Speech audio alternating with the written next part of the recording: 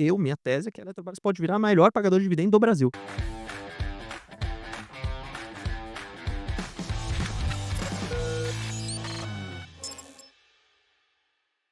Eu gosto de ter empresa de commodities também na carteira, porque eu Certo. entendo que empresas de commodities também, especialmente as mais maduras, vamos colocar assim, são boas geradoras de caixa, conseguem ter ali uma política de dividendos que é atrativa para os investidores e em momentos de commodities em alta, pagam um dividendo interessante. Se você vê o que Vale pagou alguns anos passados, aí, pô, mais de 20%.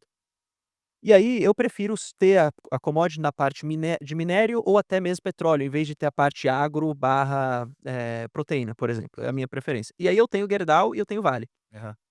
A Gerdau, quando o pessoal olha e sempre me falaram: "Pô Bruno, mas Usiminas, Semin tá mais barato, tá mais atrativo, não sei o quê". Eu sempre pontuei o seguinte, falei: "Cara, eu prefiro pagar um pouco mais caro em Gerdau, se vocês estão falando que as outras estão mais baratas, o que eu não acho, Aham. mas eu prefiro pagar um pouco mais caro em Gerdau, só que eu vejo na empresa mais vantagem competitiva". Primeiro, uma questão de diversificação geográfica mesmo, de plantas, então tem nos Estados Unidos, por exemplo. E segundo, é uma empresa que tem feito hoje, frente a todos os desafios da siderurgia internacional, a empresa tem conseguido fazer o que ela controla, que é o corte de custo, controle de custo, Bom. melhora de eficiência, que foi muito bom inclusive. E aí eu tenho uma tese de que os dividendos que a gente vai ver de Gerdau podem ser melhores mais rápido. Eu achava que o dividendo demoraria para ser melhor. Então por isso que eu falava: "Ah, pessoal, vou comprando de pouquinho em pouquinho, não é uma posição grande na carteira". Mas hoje eu acho que o dividendo pode melhorar, pode vir maior mais rápido. O que que você acha de Gerdau? E por que que você trocaria Gerdau, Vale por Gerdau? O Eu tenho as 2, tá? Pra entender agora. então a depende da carteira. Não, eu adoro também Vale, e aí dependendo da carteira eu tenho Vale também e Gerdau. Eu digo assim, a gente vai falar aqui de vários cases, aí a gente vai pegar uma carteira tem 30 Tem, é então, verdade. depende muito do perfil Sim, com até. certeza. E depois eu até queria deixar aqui depois para vocês, eu fiz um estudo de dividendos, ficou bem bacana, ficou bem legal. Mas voltando aqui em relação à Vale, em relação à Gerdau, tá. A Vale, embora lógico que a siderurgia também seja muito cíclica, né, como um todo, né, mas eu concordo com você, talvez essa diferença, né, essa vantagem competitiva de estar em 2 geografias diferentes, vamos fazer um resumo bem resumido, tá, pessoal. Não deixa o pessoal da Gerdau escutar, porque, a empresa não é tão simples assim. Uhum. Mas basicamente tem 2 geografias, né, Brasil, América Latina e Estados Unidos, América do Norte, né. Então ela tem plantas nos Estados Unidos, e por isso que tá todo mundo falando que ela poderia ser beneficiada, que ela é uma empresa americana, né, é uma empresa que tá lá, Uhum. embora também tenham em outros plantas em outros países, né, de uma forma geral. Então, de novo, lembra que o investidor, ele tende a procurar essas teses macro, né, assim: "Ah, o Trump vai colocar, tarifas", tá, mas qual empresa poderia ser menos prejudicada ou até ser beneficiada? É 100% a Gerdau. Como a gente tem poucas opções aqui na nossa bolsa, né, lembra que, assim, a gente tem a ArcelorMittal aqui no Brasil, que é uma das maiores empresas do Brasil, do mundo, mas não é negociada em bolsa. Então você tem que procurar aquelas empresas. Se você é investidor um pouco mais, enfim, sofisticado, eu até sugiro, que foi exatamente o que aconteceu ontem, tá, eu não estou acompanhando hoje, mas exatamente o que aconteceu ontem foi o famoso long short, ou seja, você pode vender CSN Usiminas, Uhum. né, para comprar a Gerdau, né. Então, na minha visão, olhando para o Trump Trade aqui, né, talvez a Gerdau para o ano de 2025 seja uma tese um pouco mais previsível do que vai ser a Vale, tá. Não Concordo. estou querendo dizer que a Vale esteja cara ou uma empresa ruim, longe disso, continua gerando muito caixa e bastante descontada. Mas para esse top down, para esse cenário macroeconômico, talvez a Gerdau seja uma boa preferência. Mas eu concordo 100% com você, para esse ano, Vale e Gerdau numa carteira bem diversificada, somente as 2 acho que é suficiente, Sim. tá, de uma forma geral. A Usiminas, ela sempre apanha, né, vem uns ciclos assim que ela é aquele papel Pior que é verdade. que ela não é uma small cap, mas se ela sobe 150%, depois ela Depois cai tudo. cai 80. Eu sou do tempo que a Usiminas ela cheirou não, desculpa, chegou a gerar caixa negativo, EBITDA negativo, Uhum. né, não muito tempo atrás. Sim, sim, é verdade. Uma Antes de eu falar aqui, estão comentando de uma empresa que eu queria pegar a sua opinião, eu queria entender um pouco da sua visão sobre Petrobras. Aham. Porque, enfim, Petrobras sempre está na boca dos analistas, enfim, do noticiário, porque sempre fica: "Ah, o risco político aqui e ali, aí é o combustível que vai ficar ou vai reajustar", então sempre tem notícia para falar de Petrobras. Desde a troca do governo, eu lembro no começo que o pessoal falava muito do tipo: "Ah, o dividendo acabou, já era, esse governo é contra", e de fato já tinha pessoal do partido falando contra o dividendo. Só que quando você olha, a gente teve uma política que diminuiu um pouquinho o dividendo em termos de payout, mas o dividendo continua sendo pago. E esse ano talvez seja uma das únicas empresas, na minha opinião, que vão pagar um dividendo, das grandes empresas assim, que vai pagar um dividendo acima da nossa Selic no final de 2025. Talvez uma das únicas. E aí eu queria saber de você, assim, do ponto de vista de dividendo mais retorno potencial, você acha que Petrobras hoje está num bom preço? O Primeiro, assim, de valuation dessas empresas cíclicas é muito É difícil. difícil de Você fala: fazer. "Puta, tirei uma Exato. fotografia. Ah, mas tá negociando a 3 vezes EBITDA". É, Joga na sua posição petróleo a 40, pronto, ficou exato, caro. Então, assim, exatamente. é muito, você pode brincar ali na projeção. Você pegar a figura hoje, né, de qualquer stock guide aqui da Genial, fala: "Pô, qual que é o EBITDA desse ano?". Tanto. Vai estar negociando ali, com certeza, abaixo de 4 vezes EBITDA, Uhum. sendo super conservador, talvez você chega até abaixo de 3 vezes EBITDA. É um número muito barato, né.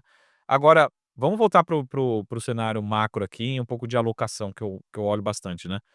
Pessoal, a gente não tem tantas empresas assim listadas, né. Então qual que é a empresa que está negociando com múltiplo baixo? Petrobras. Qual que é a empresa que pode ter crescimento de receita?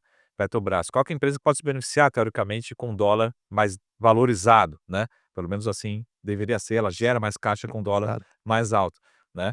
E qual que é a empresa do setor de petróleo que vai entregar uma pancada de dividendos, como o Bruno colocou, 12 sendo 12% conservador, mas dá para chegar nos 14, 15%, é a Petrobras. Então, de uma forma geral, por incrível que pareça, e de novo, eu tento sempre isolar a questão política, isolar um pouco desse um pouco mais da emoção, Esse né, da medo, avaliação, né. exato. Mas com certeza, se a gente pegar até os últimos 2 anos, eu adoro o PRIO, ganhei muito dinheiro com o PRIO, continuo olhando muito o PRIO, né. Mas a PRIO estabilizou, né, tá parada ali naquela Uhum. faixa e o papel não anda, tem um monte de novidade acontecendo e nada de andar. Então, se você está olhando para uma carteira, talvez, para ir comprando, né, no longo prazo, eu compraria Petro, com muito conforto. E até falando aqui, eu sei que nesse momento também muita gente vai me criticar, Uhum. mas olhando para a governança corporativa, pessoal, eu acho que hoje, com o cenário que a gente tem, com a transparência, o acesso à exposição e com os erros do passado, vamos colocar assim, sendo educado aqui, eu acho que hoje de repetir o que aconteceu no passado é quase zero, né, tá todo mundo olhando, todo mundo criticando. O Bruno liga de manhã e fala assim: "Galera, olha o que aconteceu com a Petro, não pode acontecer". Aí eu ligo de manhã e falo: "Pessoal, não dá pra acontecer isso, não dá pra aceitar". Isso é Então verdade. hoje tá todo mundo muito em cima para que não aconteça de novo, tá. Tem um desconto? Tem. Mas hoje acontecer os erros do passado, eu acho que a chance é muito mais baixa. Até eu tenho muitos clientes que são fornecedores da Petrobras. Pessoal, você tem uma governança, você tem licitação, você tem tudo transparente, né, tá todos as informações lá, né. Hoje a gente tem muito mais dados públicos, micro assim mesmo, não só como analista, né. Eu quero saber quando foi a licitação disso, quando foi pago, geração de caixa e tal, tem todas as informações. Então, eu acho que a gente tem que tirar um pouco desse receio. Quem fez isso nos últimos 2 anos, tá ganhando bem, Sim, né. sim, Mas quem deu peso muito para a política, né, tá perdendo a oportunidade. concordo. Você gosta de utilities? Dentro desse setor que engloba, a gente poderia colocar energia aqui, saneamento também, o que que você vê, assim, de talvez oportunidade para 2025? E 25? E depois, um pouquinho para o final, mas já te dando um pouco do spoiler, você também posta bastante sobre da ótica do retorno total para o acionista. Então é o dividendo mais o potencial upside, ganho de capital, que o pessoal tem que levar em conta. E hora ou outra eu sempre vejo você postando: "Ah, essa empresa aqui paga 2 dígitos de dividendo, mas tem um upside interessante". Sim, sim, sim. Eu queria depois que você comentasse um pouco dessas empresas, se elas fogem um pouco desses setores óbvios, Aham. e elas são mais umas pimentinhas assim, ou se elas são desses setores óbvios. Então primeiro O te falando de utilities. Só te dando de spoiler aí que eu ia de perguntar utilities isso. de trás para frente. Então, eu acho que tem um receio, acho que são 2 receios, né. Uhum. Primeiro, o fato lógico, curva de juros, né. Esse setor, pessoal, ele não vai dar uma pancada na bolsa em termos de valorização de ganho de capital, Sim. se a curva de juros ceder, não a Selic, né, então é importante. A gente até teve um fechamentozinho recente, então a gente já começa a ver que começa a andar um pouquinho, mas se a gente não tiver realmente uma convergência, né, que é desse IPCA mais que você falou lá na frente, voltar ali para um patamar de 6, até muita gente falando assim, triste isso, né, vou isolar aqui na madeira. Vai falar assim: "Ah não, vamos ver mais IPCA mais 6%". Pô, não, precisamos se esforçar para Pra ver, né. ver, né. Exato. E aí esses papéis vão disparar, nesse momento, né. E aí um outro fator também é a questão política, eu acho que a gente começa a ver algumas possíveis sinalizações de ingerência e traz essa preocupação para o setor como um todo, que é um setor muito bem regulado. Uhum. Agora eu gosto de fazer muito uma avaliação, pessoal, que era muito simples de fazer. eu sempre faço um ranking de earnings yield. Eu faço o earnings yield. Como que eu faço esse earnings yield, tá? Geralmente eu pego o EBIT, né, o lucro operacional, Hum. e divido pelo EV, não divido pelo valor de mercado, até para pegar a estrutura de capital, as mais Legal. alavancadas. E aí, olhando para o setor de utilities, vamos pegar aqui menos energia, mais saneamento. Quem se destacou nesse ano ali, né, teve aquele re-IPO, aquela oferta, foi Sabesp, né, Uhum. e agora voltou num preço atrativo. Em termos de geração de caixa operacional, no meu ranking, eu não lembro exatamente a posição, mas tá ali entre os 20 primeiros para esse indicador, tá? Então, assim, Legal. olhar para tudo mais constante, Sabesp tá negociando um preço muito atrativo pelo que ela já está entregando de geração de caixa operacional. Então esse é o tipo de indicador que eu gosto de olhar muito de trás para frente. Uhum. Qual que é o múltiplo, qual que é o dividendo? Não, vamos ver a geração de caixa operacional em relação ao EV. Faz sentido. E tomar muito cuidado também com algumas empresas isoladamente, aí também utilities, que momentaneamente podem estar com uma maior alavancagem, né. E aí, como tem muito investidor que o brasileiro não tem muita alternativa nos últimos 2 anos e talvez os próximos 12 meses também, então só tem um assunto, né, é dividendos, dividendos, dividendos, né. Então assim, se a empresa tá pagando, vai pagar muito dividendo, até ontem saiu Itaúsa, né, todo mundo só falou de É Itaú, né. verdade, é verdade. Itaúsa, O Itaú. Agoras, o pessoal sempre É, ver Itaúsa, Itaúsa, Itaúsa. Então só tem um assunto.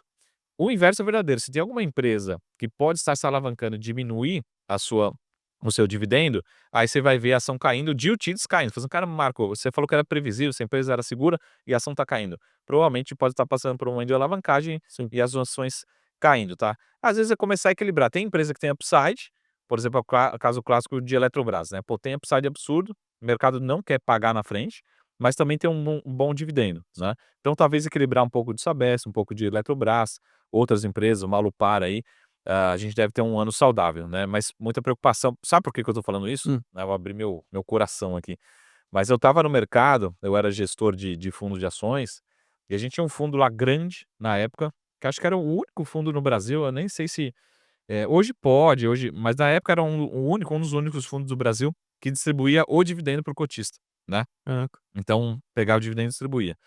E a gente tinha praticamente só elétricas ali, um pouco de telecom, né, e naquele ano foi 2000 e época da Dilma, né, Hum. veio a famosa MP 579, né. De novo, pessoal, vamos lá aqui na madeira, não vai acontecer de novo, né, mas no Brasil a gente sabe que até o passado é incerto, né. Verdade.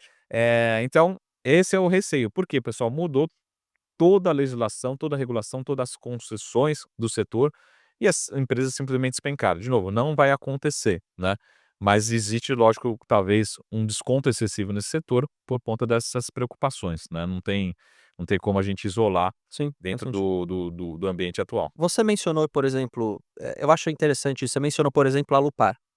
A Alupar, quando você olha do ponto de vista da ótica do pagamento de dividendos hoje, ele é um dividendo baixo. Sim. Fica ali 4,5% que eles pagam ao ano. Inclusive, recentemente, há um tempo atrás, não tão recente assim, eles mudaram a política de dividendos dele. Aí eu lembro que começou um murmúrio no mercado: "Ah, agora finalmente a Alupar vai começar a pagar mais".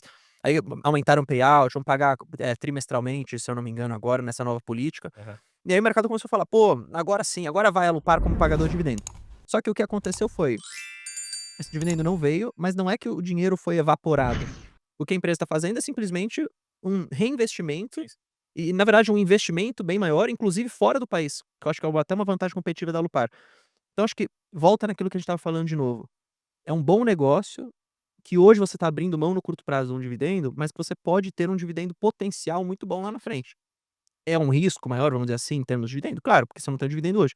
Mas é uma empresa que está fazendo um bom trabalho. E aí eu acho que o pessoal também tem que ficar atento a esses tipos de negócio, assim. Não pagam um dividendo bom hoje, mas podem pagar um dividendo bom lá na frente. Você falou o caso de Eletrobras. Eu acho que minha tese é que a Eletrobras pode virar a maior pagador de dividendo do Brasil. Ô louco, vamos fazer esse corte aqui, meu, vamos anotar. Eu acho. Se você for olhar, eu não sei se você concorda. Eletrobras hoje, maior empresa de energia do Brasil.